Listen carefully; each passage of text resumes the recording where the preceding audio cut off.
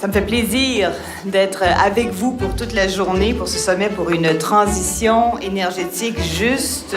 Partout dans cette salle, il y a des gens qui sont préoccupés du fait que la transition énergétique ne fasse pas de laisser pour compte. Aujourd'hui, on met des pierres en place pour apprendre à travailler ensemble, pour développer le Québec dont on a besoin, un Québec qui va être prospère, où on va améliorer la qualité de vie des gens, où on va respecter l'environnement, où on va devenir les leaders dans la lutte contre les changements climatiques. L'année dernière, les Québécois ont dépensé 12 milliards de dollars pour acheter des nouveaux VUS. Ils se sont endettés pour le problème. Alors, est-ce qu'on a de l'argent pour la solution? À mon avis, oui. Si on a de l'argent pour le problème, on a de l'argent pour la solution. Avec les cibles que le gouvernement du Québec, des cibles, il faut le dire, ambitieuses, les plus ambitieuses du Canada, une réduction des gaz à effet de serre de 37,5 % d'ici 2030, c'est beaucoup. Une transition juste, c'est l'adaptation des emplois d'aujourd'hui dans de nouveaux emplois, probablement. C'est de la reconversion industrielle, puis c'est de mettre à profit le savoir des travailleuses et des travailleurs pour faire cette transition-là, justement. Si on réussit, tous les acteurs de la société civile, à s'entendre sur ce que ça veut dire, la transition juste, on va avoir fait un grand pas et le gouvernement n'aura pas le choix que d'embarquer dans la parade.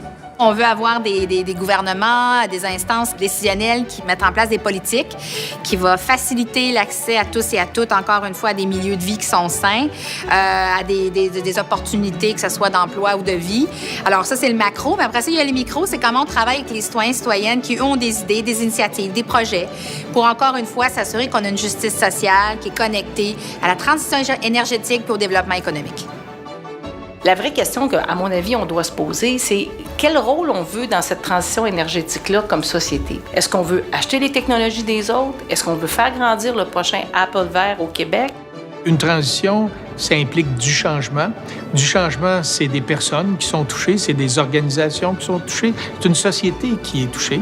Pour les ateliers, c'était beaucoup rafraîchissant, comme je dis, parce qu'il y avait des travailleurs qui étaient conscients de ces changements-là et qui apportaient leur perspective personnelle, qui est plus affective, mais qui est complètement valide. Tout le monde était d'accord pour dire qu'au-delà de dialoguer, il faut passer à l'action. Ce sommet a pour objectif de tenter de dégager des orientations pour que le Québec se dote tout au moins d'un certain plan de match pour affronter, n'est-ce pas, les changements climatiques que nous vivons tous. On n'a pas d'autre solution que d'entamer un dialogue social. Un événement incontournable pour les Premières Nations parce qu'on veut faire partie des enjeux, mais aussi des solutions. La transition juste, c'est une transition qui assure la justice d'abord entre les générations. Entre nous, la génération à venir, puis je pourrais peut-être paraphraser les Premières Nations quand ils disent les 7 prochaines générations. Le monde des affaires dans lequel nous sommes au Fonds de solidarité, malgré tout le travail qu'on fait, n'est pas encore au rendez-vous suffisamment des opportunités parce qu'il y en a. Sans intervention gouvernementale, il nous sera impossible de doter le Québec d'un plan efficace et partagé. Il reste donc beaucoup de travail à faire pour que dans une économie plus verte, nous puissions arrimer nos lois et nos politiques à nos défis de formation et d'adaptation de la main-d'œuvre. Quand je vois le regroupement d'organisations qui s'est uni dans le but de mettre en place ce sommet-là, puis qui pose la question de la transition énergétique juste, ça me donne beaucoup d'espoir. Ce sont différents acteurs de la société civile qui travaillent pas toujours ensemble, mais qui peuvent s'unir sur ce type de questions complexes.